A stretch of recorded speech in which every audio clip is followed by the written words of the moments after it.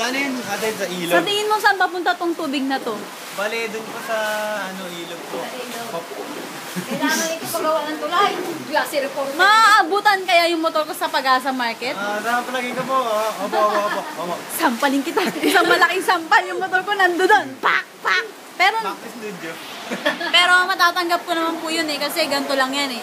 Sabi kasi ni Uncle, palitan na. Binili na ng bago. Oo. Kayo po, may masasabi po ba kayo? Binapo ba kayo? Sa taas ng bahay nyo, babaeng kayo? Oh my God! Baka kilitiin lang kayo ng baha. Kayo po, mother. Mother, basa ka! Basa. Hanggang pek. Punta ka ulit dun ko kang damit, tapos papaliguin na kita. Patay kang bata ka. Alam mo kung ano may bitbitin mo, Anong saan ka maligo to? Wala nang tubig sa hose. Ay sa ano? Hindi na sa CR. Mga batang makukulit. Ulitin ako mamaya. Tanggapin na lang lahat, kuya. Yun ba yun? Oo. Sena mo, wala namang nawala sa'yo. Yung makabuild din ng bago, mga nalunod.